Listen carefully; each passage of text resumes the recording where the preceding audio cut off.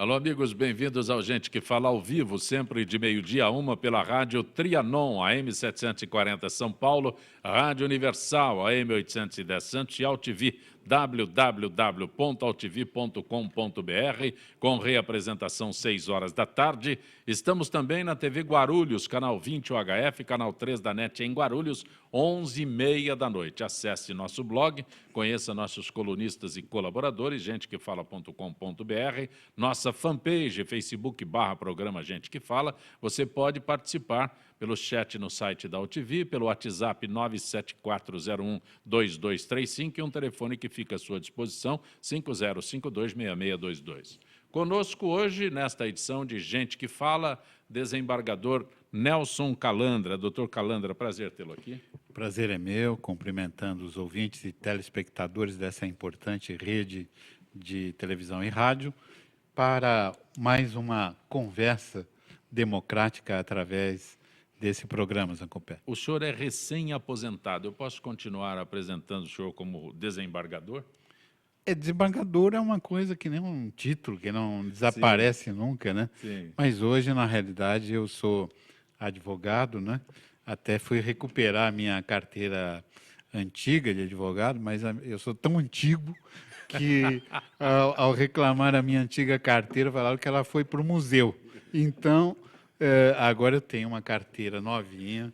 É um grande orgulho para mim poder dizer que hoje, aos 70 anos, e eu me aposentei no 14 de julho, de propósito, 2 dias antes do meu aniversário, porque a queda da Bastilha e as importantes revoluções para revolucionar a minha própria vida e para recomeçar uma nova vida aos 70 anos, mas não é uma vida destinada a conquistar objetivos econômicos, é uma nova vida destinada a servir, é uma nova vida destinada a usar toda a experiência que eu adquiri depois de 58 anos trabalhando sem parar, 35 anos no tribunal, 40 mil votos proferidos, 500, 500 mil de brasileiros atendidos pessoalmente no primeiro grau, para que eu possa transformar isso, não vou ser candidato a nada na política, mas para transformar isso num serviço público relevante. Quando o senhor falou em 40 mil votos, muita gente,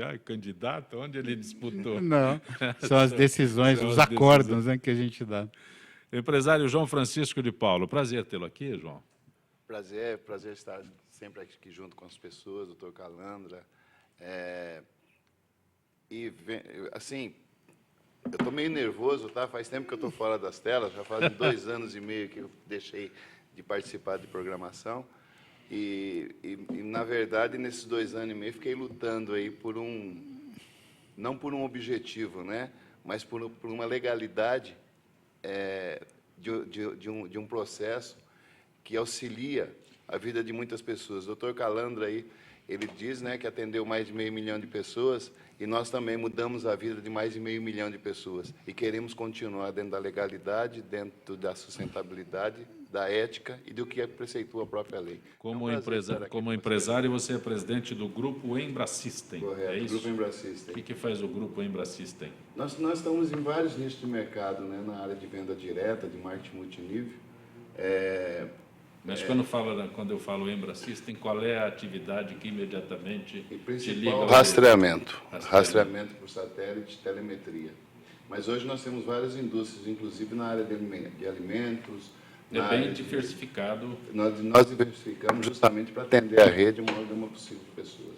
Até para dar um depoimento aqui, recentemente, o Jorge estava viajando para os Estados Unidos, foi assaltado na porta da casa da namorada, e não fosse por um rastreador, ele não teria ido para Los Angeles, teria ficado na mão dos bandidos. O rastreador localizou o automóvel, rapidamente a equipe de rastreamento localizou o carro onde estava, e ele pôde viajar feliz com a namorada, estava de férias lá. Depoimento maravilhoso. Olha, e eu saí correndo, Jorginho, onde que você botou esse tal de rastreador que eu quero botar no meu carro e nos dos seus irmãos, da sua mãe, porque isso eu constatei, ninguém me contou. João Francisco, aliás, é oportuno, quando foi, aliás, me lembro, foi o Piquet que foi Piquet foi o... Ele que trouxe o primeiro equipamento. Ele que trouxe o primeiro e houve muita resistência. Estou falando de 20 anos, é isso? Quando ele 1995. quando ele é 20 anos, quando ele parou saiu quando ele estava saindo das pistas e teve uma rejeição, posso até colocar como uma rejeição, teve uma oposição muito grande a esse sistema, a implantação desse sistema no Brasil. Pelo que você diz hoje, pelo que o doutor Calandra atesta, é uma realidade. Hoje o rastreador ele deixou de ser uma preocupação das pessoas colocarem no carro, porque ele eu acredito que uma seguradora, por exemplo, não estou dizendo que a seguradora não é boa, porque ela é muito ótima para o mercado e está aí as provas. Mas o rastreador ele protege a pessoa e o seguro protege o bem. Isso que aconteceu com o filho do Dr. Calandra demonstra claro isso, porque o rastreador foi a ferramenta, tá, que salvou a vida e salva a vida de muitas pessoas. Muitas pessoas se sequestro relâmpago, é um rastreador, salva a vida, inclusive, de pessoas que têm problemas de saúde, que não consegue, que não pode andar sozinho na rua. Então, hoje o rastreador, a aplicação dele é imediata e muito ampla. Até mesmo para equipamento. Nós já fizemos esse teste em programa de televisão, em equipamentos em notebook. Enfim, o rastreador hoje, eu acredito que se tornou uma necessidade. E tanto se tornou que já existe projeto de lei no Senado, em Câmara, com deputados, tornando a obrigatoriedade pela utilização, saindo inclusive das indústrias o rastreador. Já sai de fábrica? Ainda Foi um não, protesto fantástico quando uma das montadoras informou que já estaria colocando na linha de montagem esse acessório. Algumas montadoras já liberam e a empresa só tem que colocar, o adquirente só tem que colocar um chip ou contratar uma empresa prestadora de serviço. Mas, João Francisco, eu queria aqui dizer que nem eu acreditava muito no tal do rastreador, porque eu achava que era uma coisa mecânica. Você ia lá, colocava, porque a seguradora dá um desconto, você, além de não pagar nada, ainda paga menos prêmio de seguro. Mas quando eu vi aquilo que em questão de minutos, né, o veículo foi localizado e recuperado, eu fiquei realmente fã desse programa, que é muito mais do que rastreador. É um programa de salvar vidas e salvar patrimônio importante de muita gente. Controle também, viu? Assim, controla, inclusive, o combustível. Empresas utilizam para telemetria para realmente saber se o funcionário está cumprindo a hora determinada pelo sindicato, se ele está descansando na hora certa, se ele está consumindo o combustível correto, se ele está fazendo a entrega no horário determinado. Enfim, é um dos melhores sistemas e cada dia mais evoluindo. Olha, assunto dos últimos dias, né? A rejeição das contas de 2014 da presidente Dilma Rousseff no Tribunal de Contas da União é considerada internamente como irreversível, mas provável uma derrota unânime, segundo ministros da Corte. O governo tem de 3 a 4 semanas para tentar reverter o quadro. A votação deve ocorrer na primeira semana de outubro. O parecer do tribunal será levado ao Congresso e pode abrir caminho para um pedido de impeachment da presidente Dilma. Doutor Calandra, esta é a tua área, teu conhecimento aqui neste assunto, mas eu me atenho aqui, né? Comentário, segundo ministros, eles comentam? Bom, eu tenho amizade com um grande número de ministros do Tribunal de Contas. E, contrariamente ao que alguns políticos falaram, o Tribunal de Contas da União não é playground de político frustrado. Na realidade, é um tribunal de muita seriedade, com uma equipe muito aplicada, com servidores organizados que, inclusive, tomam conta de que aquilo seja realmente um tribunal democrático como deve ser. Eu tenho a honra e o orgulho de privar da amizade do ministro Augusto Nardes, que é o encarregado, o relator dessas contas, um homem de uma seriedade, de um patriotismo que poucas vezes eu vi em alguém, reunidos num só homem, tantas qualidades, inclusive de ordem técnica. Ele sai pelo Brasil falando de gestão responsável de recursos públicos e procurando transmitir uma noção moderna de como deve ser a administração pública. E, então, eu rendo aqui as minhas homenagens ao Tribunal de Contas. Tem outro grande amigo lá, o conselheiro Bruno Dantas, um verdadeiro gênio, que trabalhou muitos anos no Senado, foi nosso conselheiro no CNJ, e é uma pessoa também dedicada e que vai poder contribuir muito. Tem outros nomes que eu não sei decor, mas homenageio a todos que lá estão, inclusive a ministra Ana Reis, que é mãe do Eduardo Campos, cujo perfil pouca gente conhece, mas o nosso querido Eduardo Campos, já falecido, ele foi um dos primeiros colocados no concurso para auditor quando era muito jovem, no concurso para auditor do Tribunal de Contas. Ele foi primeiro colocado, a mulher dele segunda, num concurso de nomes desconhecidos, a pessoa não era identificada, e ele e a esposa foram, se não me engano, primeiro e segundo classificados. Essa gente é gente que tem mérito para construir um Brasil melhor. E se as contas forem, de fato, receberem um parecer desfavorável no Tribunal de Contas da União, evidentemente, isso é um crime de responsabilidade de quem governa. Você não pode tratar o dinheiro público como se fosse dinheiro do seu bolso. Eu fico muito sensibilizado com a presidente Dilma Rousseff, porque agora ela não representa o PT e nem nenhum partido da base aliada. O presidente da República representa o Brasil. Portanto, ela tem que ser tratada com a devida consideração, mas não pode ser tratada de modo irresponsável, ou seja, ela não pode ser absolvida de culpas relativas à gestão do país. Então, isto vai agora ser votado no TCU, no Tribunal de Contas da União, vai para o Congresso, e isso não é uma reunião de compadres e comadres. Alguém vai ser designado relator e vai ter que tomar uma providência. Eu sei que a presidente Dilma tem dito que essas ondas de impedimento, de impeachment, são um golpe disfarçado. Mas, na realidade, a gente vê subscrito esse pedido de impedimento ou impeachment, e nós falamos aqui em rádio e televisão, temos que falar a linguagem que o povo compreende, quando fala de impedimento ou saída do presidente da República, assinado pelo Hélio Bicudo, que é um dos fundadores do PT, assinado por Miguel Reale Júnior, que é um dos grandes juristas brasileiros. Enfim, eu acho que todo o caminho democrático, de debate, de discussão, que não é possível é destruir o país. E eu acho que nós teríamos que ter um cessar-fogo dentro das escaramuças políticas e discutir isso dentro dos padrões traçados por aquela que o ministro Aires Brito, meu querido amigo, ex-presidente do Supremo, diz, a rainha do Brasil, a verdadeira governante do Brasil é a Constituição. Não é a presidente Dilma, não é o Eduardo Cunha, não é Renan Calheiros, não é ninguém que não a própria Constituição.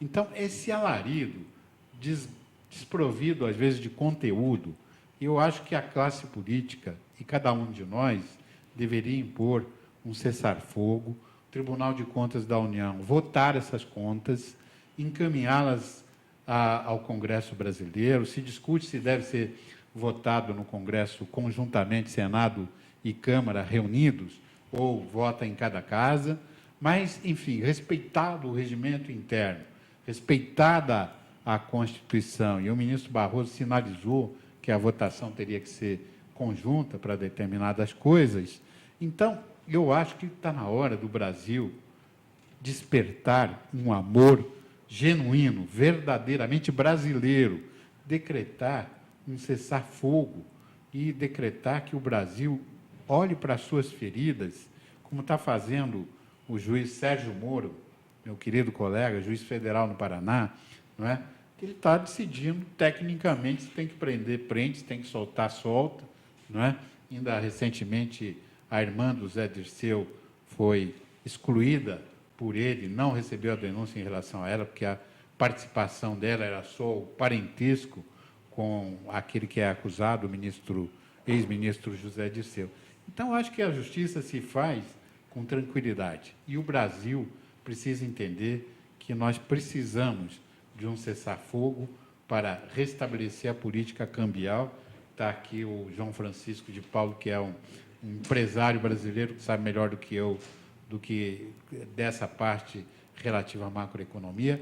O Brasil, gente, precisa respirar Brasil. João Francisco, você como empresário, a tua análise sobre este assunto. A maior vítima disso tudo que está acontecendo, na verdade, não é partido político, não é governante, é o povo brasileiro. Hoje o desemprego impera. O dólar, perdemos o controle, ou seja, tudo que nós construímos ou pensamos em construir a partir da volta da democracia, acabou.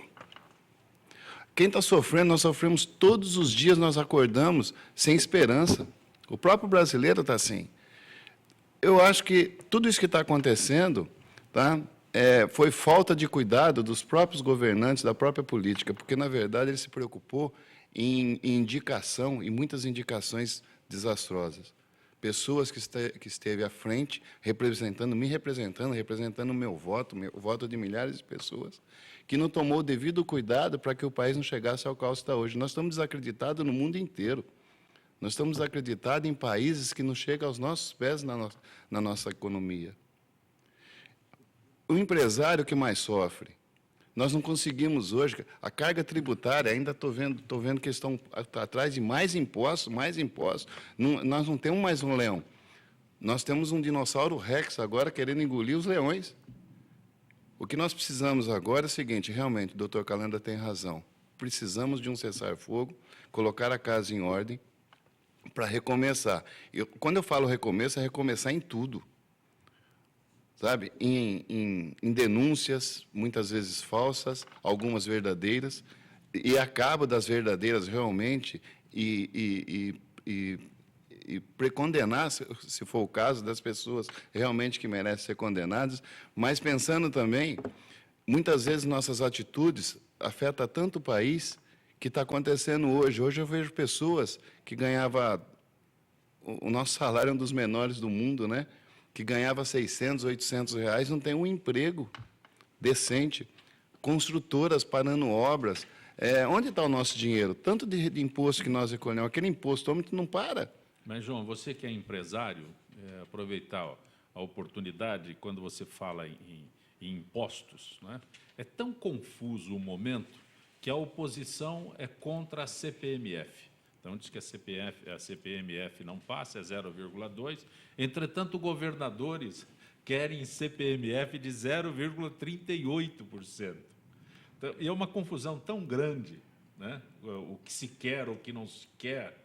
Os governadores vão lá pedir para os seus deputados votarem a favor, não apenas de uma aprovação de 0,2%, mas de uma proposta de 0,38%. Você que é empresário... Que já é maior do que nós conseguimos suportar 0,2%. Eles querem 0,38%.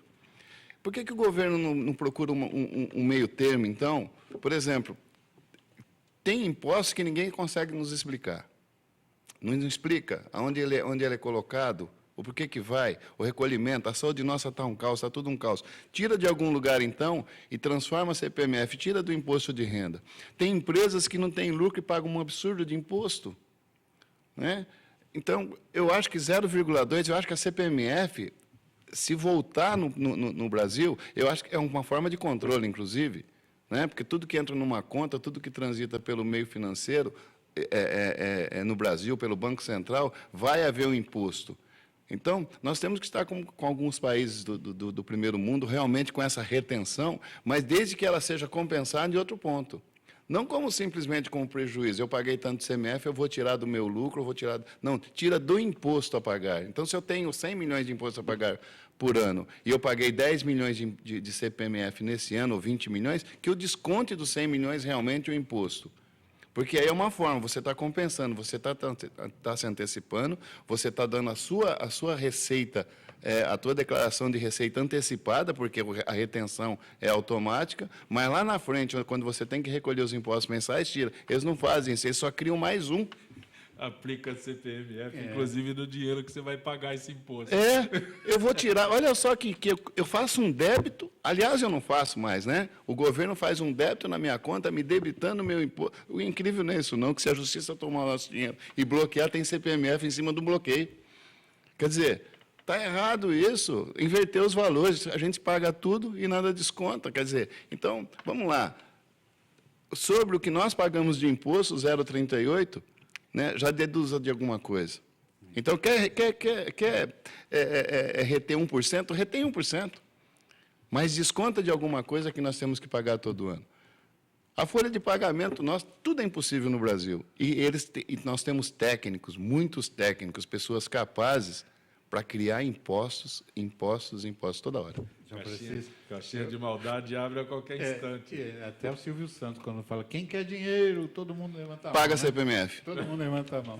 Mas eu queria recordar aqui o que meu pai, que foi empresário como o senhor, que já faleceu há 34 anos, me dizia na minha mocidade e na minha infância. Meu filho, um dia você vai passar na porta das empresas, e ele era um visionário, como o senhor é, e ele falava, um dia você vai passar na porta das empresas e você vai ver uma placa maior do que a fachada. Vai estar escrito assim, precisa-se de um patrão, e ninguém vai aceitar o emprego. Tal é o volume de encargos já há 30 já vem anos acontecendo atrás, né? 40 anos atrás, ele empresário, ele falava que existia na atividade empresarial. Então, eu acho que está na hora do Brasil falar de Brasil e parar de andar de lado. Exatamente. E só de parte tributária, Zancopé, só para falar de uma fatia disso, os depósitos judiciais, que são depósitos que as pessoas que propõem processo têm que fazer, bloqueio, etc. e tal, dá mais de R$1 trilhão. E esses valores tramitam um projeto para que esses valores sejam usados pelo Estado. Quer dizer, um valor que não pertence ao Estado, que não pertence ao Poder Judiciário, que deveria estar aplicado, rendendo uma atualização para quem tem o valor bloqueado, ao invés de ficar no banco, depositado e com aquela renda, ele é apropriado para cada Estado brasileiro, uma porcentagem XYZ, para que o Estado tenha uma outra fonte de recursos. No Rio de Janeiro, o Tribunal de Justiça tem uma parte das custas que vai para ele. Ele teve que emprestar dinheiro para o governo do Estado pagar suas contas. Então, esses governos, às vezes, se tornam, na realidade, desgovernos. Lamentável. Doutor Calandra, João Francisco de Paula, eu gostaria de entender aqui sobre empresas acusadas de participar em esquemas de pirâmide financeira, se beneficiarem de acordo com o Ministério Público Federal para que possam continuar a operar. Esse acordo é o TAC, Termo de Ajustamento de Conduta, é isso, doutor Calandra? Me parece meio incoerente, porque tem dinheiro bloqueado e TAC. O problema dessa atividade do Ministério Público, vamos dizer, defesa do consumidor, que é uma das atribuições constitucionais do Ministério Público, ele acaba detectando em cada estado coisas que são reais e coisas que aparentemente seriam ilegais, mas que não são, na realidade, não constituem, na realidade, práticas ilegais. E o Ministério Público tem o poder de propor perante o Judiciário determinadas ações, com bloqueio de bens, com interdição de atividades, né? Na realidade, essas atividades exercidas pelo Ministério Público são anômalas, porque as entidades dentro do sistema constitucional que devem exercer essa regulação do mercado e propor até penalidades para quem promete e não cumpre, são as agências reguladoras a nível nacional, no campo da saúde. Ainda agora, uma empresa voltada ao campo da saúde teve uma intervenção decretada, a sua carteira está sendo transferida para outra entidade, porque o mercado conhece o mercado. E o Ministério Público, às vezes, intervém com ferramentas de força, como é a propositura de uma ação judicial, interdição e várias providências que cercam a propositura, por exemplo, de uma ação civil pública, e, às vezes, o prefeito, o dirigente político ou o dirigente empresarial, ele é capaz, ele acaba caindo na hipótese de ter que fazer um termo de ajustamento de conduta, que deveria ser, segundo a Constituição, algo que traça determinadas regras para a atividade, de acordo com a lei, de acordo com os regulamentos para o setor, para evitar lesão ao consumidor. Mas, Calanda e João Francisco, tem um detalhe aqui que eu não entendo. Se eu sou empresário e sou penalizado com o bloqueio, né, das minhas contas, aí eu assino um TAC. Devolve meu dinheiro, desbloqueia? Ele vai pagar segundo, daqui a pouco vai pagar o CPMF, né? Vamos pagar CPPREV. Eu estou querendo entender isso. É isso que eu falo que é incoerência. Porque na realidade, se me bloqueia os bens, se me bloqueia as contas, eu assino um TAC, eu tenho que pegar o dinheiro de volta imediatamente. Eu tive que apreciar várias vezes, né, recursos vindo de advogados, porque queriam desbloquear o que estava bloqueado. Porque uma empresa tem um ativo financeiro bloqueado, como é que ela paga a folha de pagamento? Como é que ela paga os seus fornecedores, né? Um dos exemplos mais gritantes disso aconteceu com uma empresa aérea brasileira que foi processada porque tinha, por um título que já tinha pago, e demonstrou e provou que tinha pago esse título, e teve sua falência decretada. Mas o que provocou aquele estado todo foi só o rumor da propositura da ação. Então, muitas vezes, bloquear ativos financeiros não é a medida mais adequada. O ideal é ter garantias de que a operação será feita sem violação a direito de terceiros, especialmente a direitos do consumidor. João? O Ministério Público, tanto estadual, federal, eles têm assim, a primeira coisa que eles pedem é fazer com que não desmistifique o produto, como no caso do rastreador, né? Que falaram que o nosso rastreador, inclusive, não era ético, era um rastreador pirata. Aí nós comprovamos que ele era ético. Então, automaticamente, quando ele foi comprovado que ele realmente era um equipamento com registro na Anatel, que não precisaria de registro no Denatran, a medida correta do Ministério Público seria o desbloqueio automático. Mas eu estou de acordo que o Ministério Público fizesse o seguinte: depois de 2 anos e meio, nós com todos os recursos bloqueados, nós continuamos no mercado, nós ainda estamos no mercado. Assim, tropeçando, sofrendo, não pagando folha de pagamento em dia, não recolhendo imposto em dia, enfim, tentando sobreviver. Depois de 2 anos e meio, com uma estrutura de recebimento de milhões parada, nós continuamos, quer dizer, eu acredito que com 6 meses já daria para perceber que não seria uma pirâmide financeira. E o Ministério Público, ele deveria fazer assim, quando ele detecta, porque tem muitas pirâmides financeiras, todo dia hoje aparece uma. Depois de fevereiro de 2013, todo dia alguém, um líder, cria uma empresa que vira uma pirâmide financeira. Se o Ministério Público mudasse a forma de atuar, ou seja, olha, vocês não podem mais fazer cadastro até que se comprove a sustentabilidade do teu negócio, né? Com perícia, com tudo. Então, a empresa continuaria trabalhando, tá? Ela simplesmente deixaria de fazer cadastro e ela continuaria com a carteira existente naquele momento. Ou seja, naquele momento ela comprovaria pelo próprio trabalho que ela é sustentável, pelo próprio trabalho que ela não é uma pirâmide financeira. Quando ela bloqueia todos os valores, inclusive o trabalho de milhares de pessoas, ela implanta o caos, que foi o que aconteceu com algumas empresas.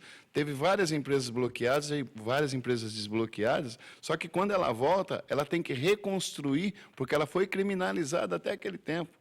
Só para colocar, João Francisco, na verdade, o promotor não faz nada. O promotor requer ao juiz.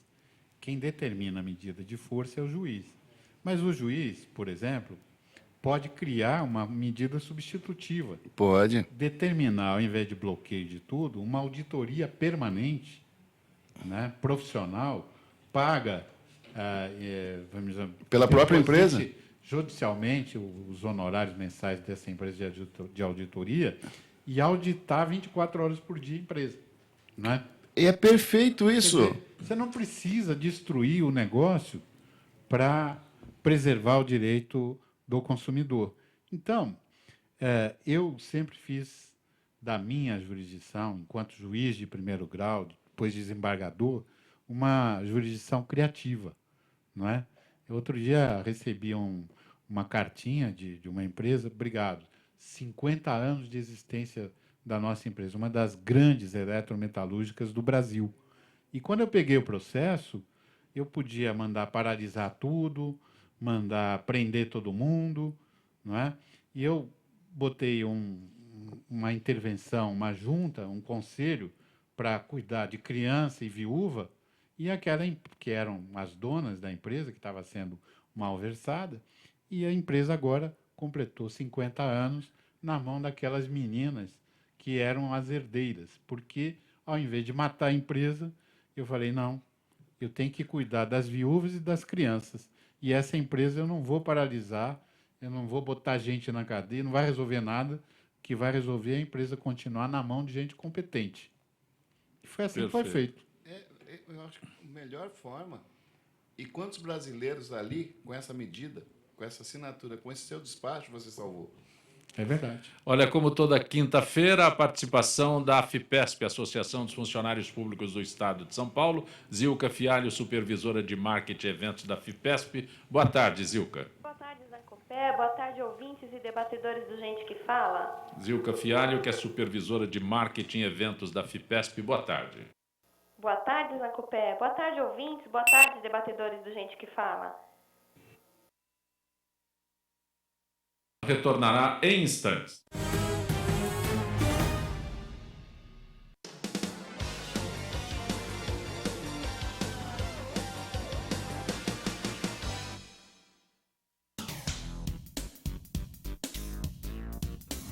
Sim, meus amigos, muito prazer, eu sou Sérgio Oliveira e estou aqui para lembrar vocês que toda segunda-feira, 9 horas da noite, eu estou aqui na TV da internet com o Futebol Alternativo TV.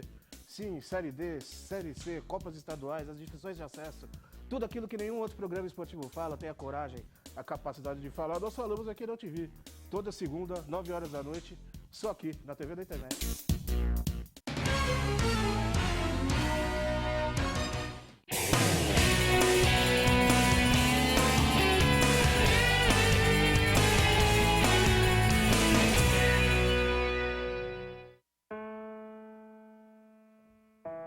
Olá, meu nome é Lucas e eu vou contar minha história para vocês.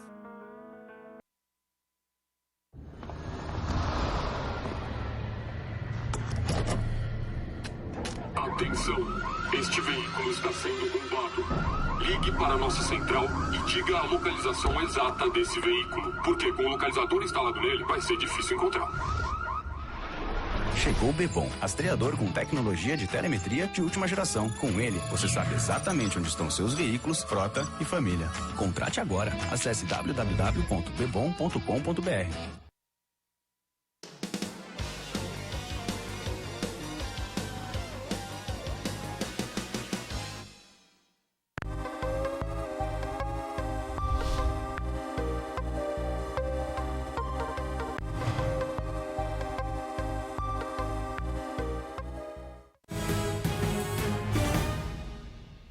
Gente que fala pela rádio Trianon, AM 740 São Paulo, Rádio Universal, AM 810 Santos, AltV, www.altv.com.br e também TV Guarulhos, canal 20 UHF, canal 3 da NET em Guarulhos. Zilka Fialho, boa tarde, Zilka. Que fala? Zilka Fialho, que é supervisora de marketing e eventos da AFIPESP. Boa tarde, Zilka. Boa tarde, Zancopé. Você me ouve?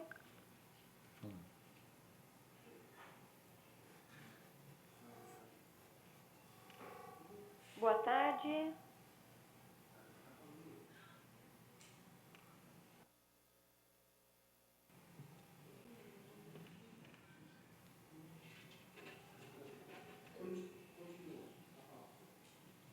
Conosco hoje no Gente que Fala, o desembargador Nelson Calandra, o empresário João Francisco de Paulo, conosco hoje nesta edição de Gente que Fala. Doutor Calandra, TRE São Paulo caça 51 mandatos de prefeitos. Lógico que o João Francisco também tem a possibilidade de se expressar, mas dos 645 prefeitos eleitos em 2012, 51 tiveram seus registros cassados, dá 8% desse total.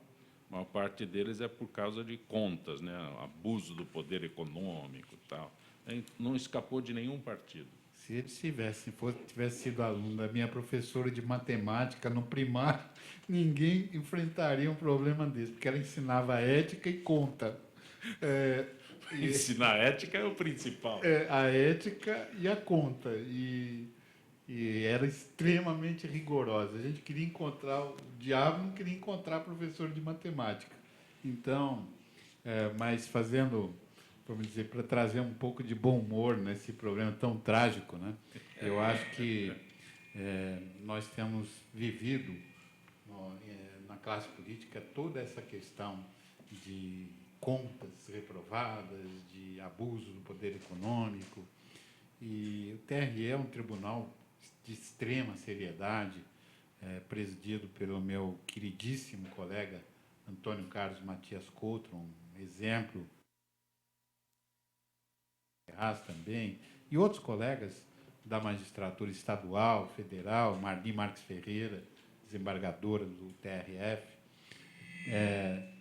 Mas, enfim, o TRE exerce a sua missão e o volume de denúncias é tão grande que muitas vezes até tarda para proferir o veredicto. E esse veredicto, muitas vezes, não é implantado de modo imediato. Mas nessa cassação, eles são afastados praticamente de imediato, é isso? Não, há um recurso para o TSE. Se o TSE conceder o efeito suspensivo, então, só depois do julgamento pelo TSE é que ocorre o afastamento efetivo daquele que tem... Mas durante esse período ele fica lá, então ele passa nas cidades, não são cidades grandes. Está caçado, ó. Tá por poucos dias, os inimigos... Eu, quando presidi a AMB e a APAMAGES, um dos temas que eu levei para o Congresso é de dar efetividade às decisões locais. Ou seja, num sistema que você faz um júri, o réu é condenado por homicídio a 38 anos de cadeia. Eu já presidi júris em que o veredicto foi esse. E o réu sai pela porta da frente, junto com a família da vítima. Que sensação de justiça tem um povo submetido a um regime jurídico deste? Portanto, eu acho que nós teríamos que ter uma efetividade dos veredictos e só houvesse suspensão, e o ministro Peluso também propôs uma medida que nós encampamos, que era dar efetividade ao veredicto de primeiro e segundo grau local, não é? Só mesmo casos absurdos é que haveria a suspensão da execução, para que nós tenhamos efetividade. E essa falha em contas, não é? Primeiro, é uma falha de natureza ética, legal, moral, e depois uma falha no plano das contas, né? Porque não há nada mais simples do que apresentar contas escorreitas pela classe política, que tem todo um arsenal de gente a trabalhar ao lado deles. E isso indica realmente que o Brasil tem que caminhar. O ministro Gilmar Mendes ontem deu um voto muito longo no Supremo Tribunal Federal em relação à proibição de financiamento privado para a campanha política. De algum modo, ele tem razão em muita coisa que ele fala, e em outras, não. Quer dizer, as empreiteiras, na medida em que ficam liberadas para fornecer verbas para a campanha política, acabam, de algum modo, conectadas de modo indevido com a classe política. Tem que haver limite e regulamento para esse tipo de coisa, e nós temos que evitar a profilaxia, evitar que prefeitos cheguem a esse ponto. Uma escola, e nós lançamos, eu escrevi um livro que chamava Meandros do Congresso Nacional, e lancei junto com o antigo deputado Michel Temer, hoje vice-presidente da República, a ideia de uma cadeira de direito ligado à política para ensinar a pessoa no futuro as regras da política, pelo menos um ponto de vista ético e legal. Tem o currículo? Nem vou perguntar se tem, né? Okay. Zilka, boa tarde, Zilka. Boa tarde, Zancopé. Boa tarde, ouvintes e debatedores do Gente que Fala. Oi, Zilka. Boa tarde, Zancopé. Você me ouve? Sim, sim, sim. Vamos falar sobre o show do Roberto Carlos no Espaço das Américas, Zilka. Para quando está programado o show?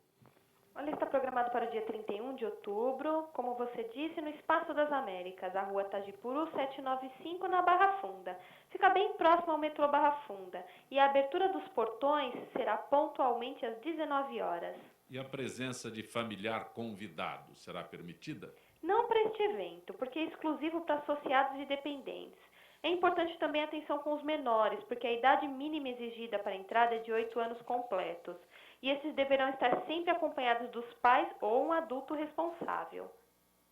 Zilka, a FIPESP está programando outros eventos para seus associados, já que o mês de outubro é a época em que se comemora o Dia do Servidor Público? Sim, as homenagens serão bem bacanas e estão sendo preparadas em nossas unidades de lazer. Não importa em qual delas o associado esteja hospedado, seja praia, campo ou serra. Todas estão planejando um jantar temático exclusivo. Nas unidades de Amparo, Areado, Avaré, Campos do Jordão, Apenzel, Serra Negra, Socorro e Termas de Ibirá, as noites serão regadas a jantares especiais, num salão com decoração típica e muita música para agitar. Já nas unidades de praia, como Caraguatatuba, Guarujá, Itanhaém e Ubatuba, as noites serão igualmente animadas. A ideia é que a gente realize jantares tipo luau, com decoração exclusiva. Quem ainda não agendou sua viagem, aproveite a programação do mês de outubro, escolha uma de nossas unidades de lazer e faça já a sua reserva. Para mais informações, acesse o nosso site www.afepesp.org.br ou ligue para o 0800 771 7144. Zilka Fialho, agradeço mais uma vez a tua gentileza com o Gente que Fala. Uma boa tarde, Zilka. Boa tarde, Zancopé. João Francisco, ao invés de abordar contigo este assunto de prefeitos que foram cassados, em debate acalorado e equilibrado, né, o ministro Gilmar Mendes votou ontem contra a proibição do financiamento privado de campanhas eleitorais. Você, como empresário, qual é a tua análise dessa situação? Os empresários eles procuram uma forma, uma força, uma representatividade.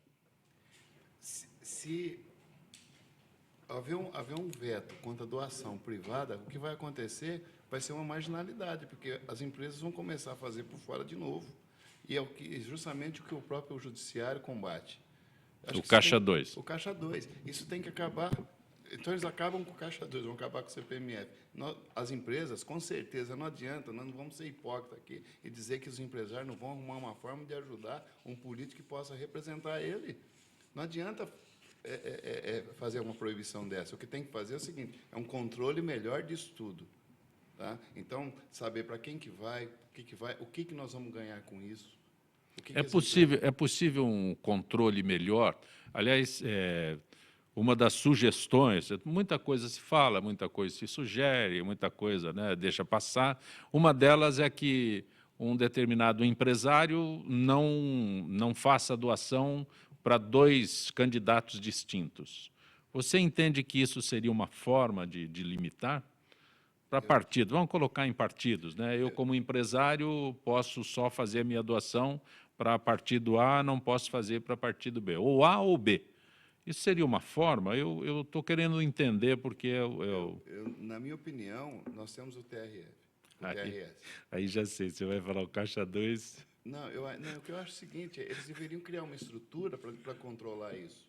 Então, quando eu fizesse uma doação, eu faço uma doação... Mais próximo do microfone, é isso? Eu fazendo uma doação, eu faço uma doação para determinado candidato, uma doação dirigida, mas o Tribunal Eleitoral é que vai controlar a saída desse dinheiro, seja para o partido, ou seja direto para que o dinheiro não seja utilizado de uma forma indevida. Hoje, o que acontece? Nós vamos doar numa campanha, vamos ter uma conta do candidato, O candidato recebe aquele dinheiro e depois ele presta conta dessa doação, né? Mas nós nunca sabemos se realmente, para aquilo que ele está se propondo, porque eu sei de empresas que doam para um candidato e o dinheiro que ele recebe dá para a campanha inteira dele, só que parte vai para o partido. Então, Sim. se o tribunal cria uma estrutura de controle, que ele cria um sistema financeiro ali, com fiscalização de Banco Central, e ele administra, pode ter certeza que o dinheiro vai ser muito melhor utilizado, e com sobra. Com sobra. Porque hoje o que acontece é o seguinte, é muito dinheiro que corre mesmo, tá? E tem que ter uma intervenção nisso aí, um controle melhor, tá? E, infelizmente, o dinheiro não é utilizado para o fim necessário. Eu vou insistir aqui nesse aspecto que até instantes você dizia que há a possibilidade sempre de um caixa 2, né? Porque estão fazendo há tanta discussão e nenhuma decisão. Então, quando se determina a doação apenas a um candidato, esquece o partido, a um candidato. Eu só posso fazer a doação a um candidato. O Zancopé é candidato, então você só pode doar para o Zancopé. Não é? Você acha que isso incentiva realmente o Caixa 2? Você se identifica comigo, faz a doação para mim, mas o doutor Calandra também já sai com 60 mil votos. O doutor Calandra também é candidato, não é? Aí, não, essa é uma situação que precisa ser esclarecido. Quem é leigo não entende como isso funciona. Incentiva. Você quer fazer a doação para uma pessoa, quer fazer para 2 pessoas, para 3. Se você só em uma você declara, ou seja, só para aquela que você pode, você vai fazer 2 ou 3 de caixa 2. E as empresas arrumam uma forma. Nós temos administradores no país inteiro treinados só para arrumar uma forma de caixa 2 nas empresas. Não adianta isso. É uma forma... O governo incentiva. Incentiva, sim. Eu até para dar um pouquinho de sabor na nossa conversa... O senhor já tem 60 mil votos. Voto que eu escrevi, né? Isso não vale. Não precisa de doação. Já está eleito, né? Eleito. É brincadeira. Conta isso para a dona Lucia, que ela me expulsa de dentro de casa. Mas, doutor Calandro, são os votos que ele deu na sua carreira de juiz, na sua carreira de juiz, né? Mas eu queria relatar aqui um caso de um prefeito, né, que foi processado e até gravemente punido porque ele tinha o Caixa 2. Mas o Caixa 2 era oficial e era conhecido, né? Então, pronto, foi lá e encontrou o Caixa 2. O que era o Caixa 2? Era a manga do pé da prefeitura que ele vendia, pneu velho, jornal velho que ele vendia para pagar óleo diesel e a hora extra para o motorista que levava os estudantes na outra cidade. Quer dizer, era um Caixa 2 declarado, né? Com esses resíduos, com essas Pé coisas. de manga e pneu velho, doutor Calandro. Isso aí. E eu, quando vi aquilo, eu falei, mas isso aqui é o absurdo do absurdo, né? Como é que um assunto desse chega ao Poder Judiciário, o prefeito cassado, direitos políticos por 8 anos, que tinha o Caixa 2. Porque tinha um pé de manga no fundo da prefeitura. Pneu Deixa eu velho, aproveitar jornal o senhor velho. aqui. Tem algum caso bem absurdo, assim, que o senhor se lembre, além desse que veio aí? Esse acho que foi o mais absurdo de tudo, porque perguntaram, mas o senhor tinha Caixa? Lógico que eu tinha. Porque isso não era dinheiro de imposto, nem da prefeitura. Era a manga que, se eu não colhesse, ia cair do pé. Era o jornal velho que ia para o lixo e o pneu que eu tinha que jogar no lixo. Então, em vez de jogar no lixo, vendia, que era para ajudar os estudantes a pagar o óleo do ônibus, que eu não tinha dinheiro para pagar o óleo do ônibus. É hilário, mas é uma realidade muito triste. Declarado, escrito, é uma assinado realidade embaixo. muito triste, doutor Calandro.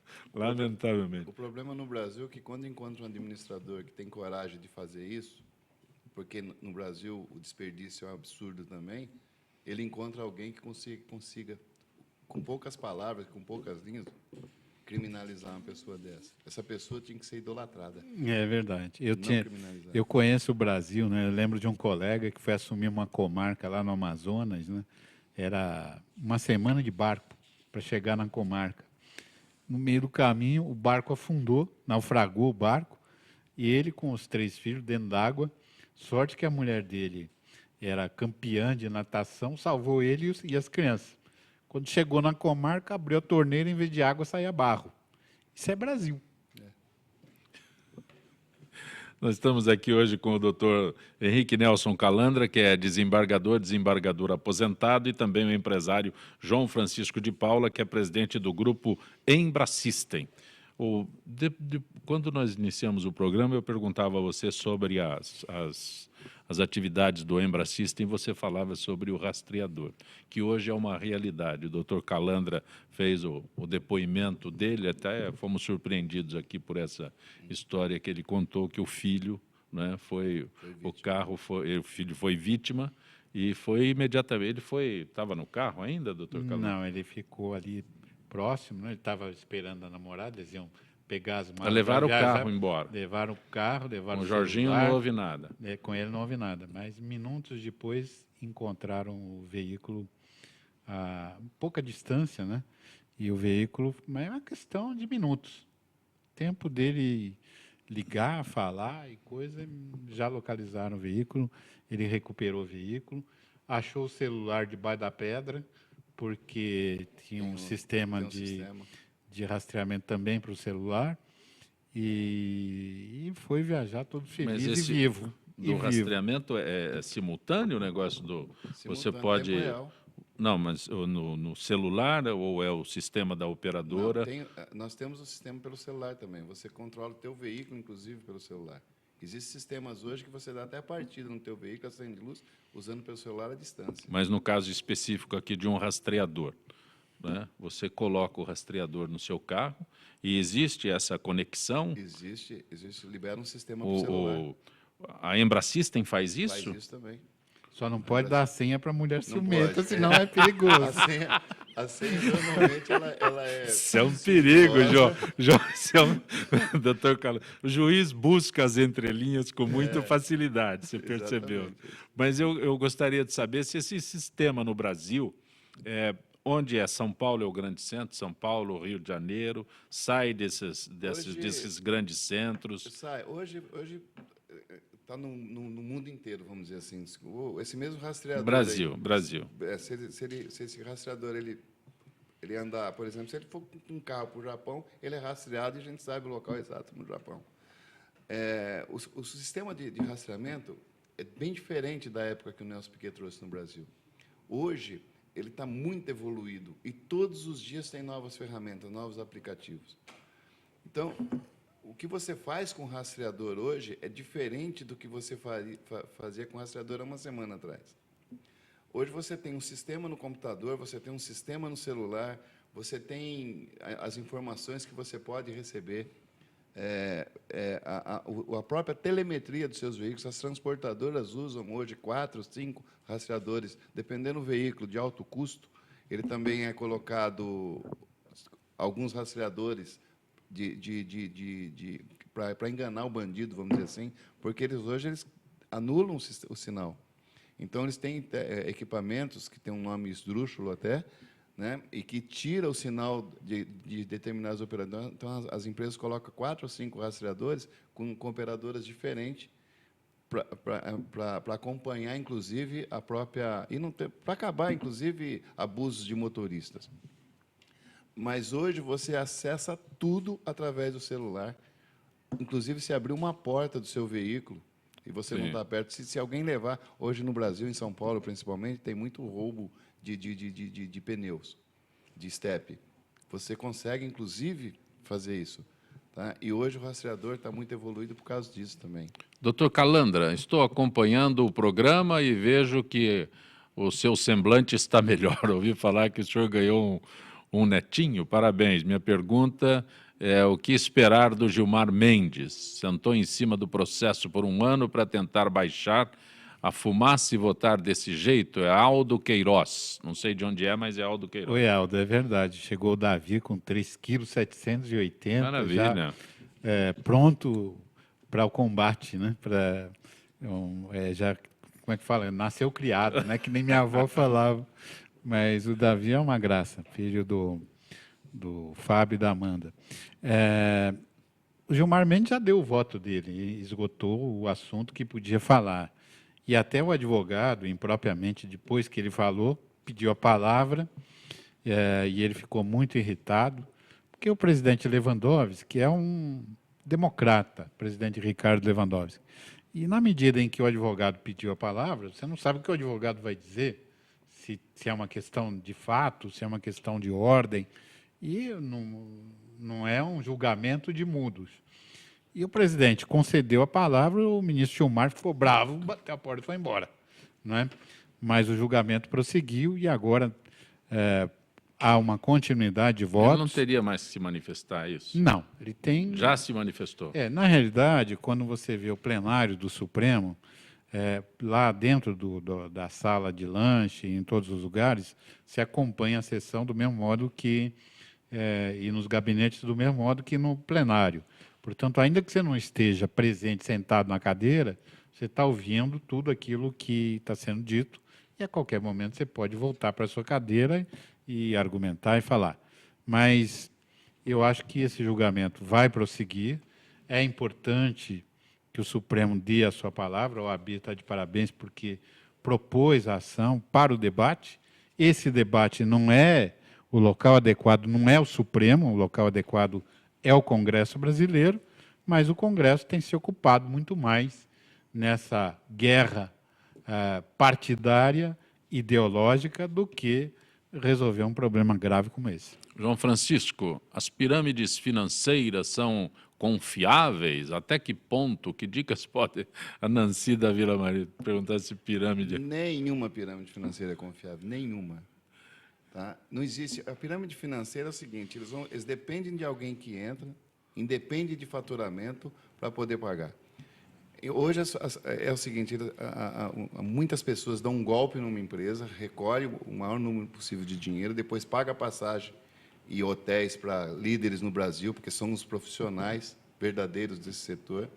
E eles montam uma pirâmide financeira e estoura com 3, 4, 5 meses, porque não é sustentável, não adianta, tem que ter produto. Não é confiável. Não adianta. A empresa tem que ser de venda direta, a empresa tem que ser de marketing multinível puro, realmente, e ter um produto que entregue, um produto que consuma. E não é qualquer produto, não. Não é um produto que você paga R$10, R$20 e vende por 200, 300 para poder pagar a rede.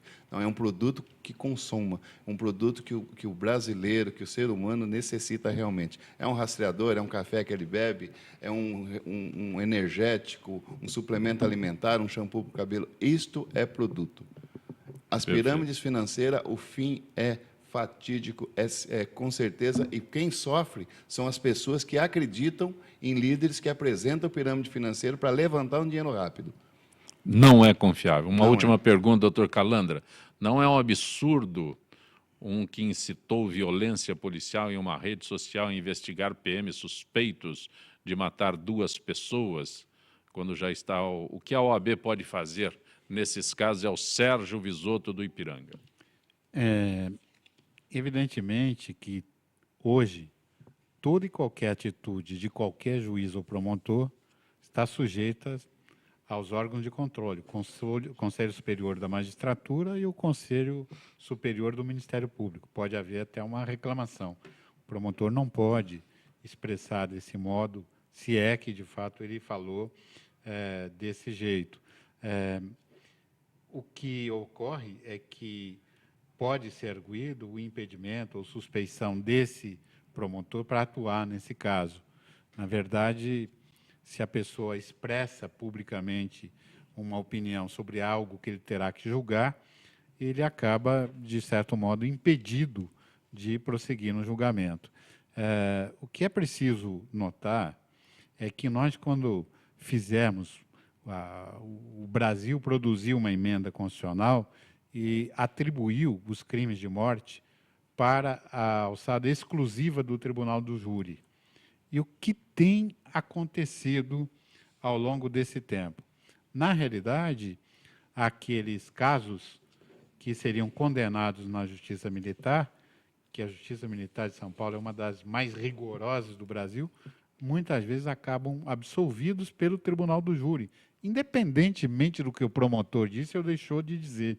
Porque na hora que o advogado de defesa, e a defesa é obrigatória, ele chega perante o conselho de sentença com uma folha de antecedentes, que nós chamamos de, a polícia chama de capivara, Sim. E outros apelidos que tem aí, e ele começa a dar volta em torno da tribuna dos jurados, com aquela fúria, a gente disse, olha, a vítima matou fulano, a vítima matou Beltrano, a vítima matou Ciclano, assaltou, sequestrou, estuprou, não sei o quê, tal. E a polícia militar, num embate com esse indivíduo, acabou tirando a vida. Como dizem os PMs, os projéteis atingiram o corpo e Deus acabou levando a vida daquela pessoa. Resultado, 7-0, o réu é absolvido. Doutor Calandra, é Será que isso sempre é bom pro muito bom. Brasil? É sempre muito bom tê-lo aqui no Gente que Fala. Um abraço, doutor Calandra. Obrigado, Zancopé. Obrigado a vocês que tiveram a paciência e a bondade de nos ouvir. João Francisco de Paulo aprendeu o caminho, espero que retorne outras vezes. Com certeza, compadre. Obrigado pela oportunidade de demonstrar ao Brasil inteiro e ao mundo também, né, o que realmente é uma empresa séria de marketing multinível. E eu quero deixar meu obrigado, né? Pelo menos o Jorginho foi salvo com esse Que bom. tal de rastreador. Gente que Fala tem a direção-geral do jornalista Fausto Camunha, a diretora de produção Zenilda Salvato, redação Raela Brandão, Pedro Esquiavon, na pauta José Carlos Sicarelli, produção cultural Ricardo Godoy, na rádio Trianon, Benê, Cléo Rodrigues, Neildo Neres, Ricardo Valim, na direção da UTV Alberto Luquete, na técnica James Eduardo, Marcelo Fontan, Sérgio Oliveira, Iago Matsumoto. Estaremos de volta amanhã, meio-dia. Gratos, até lá.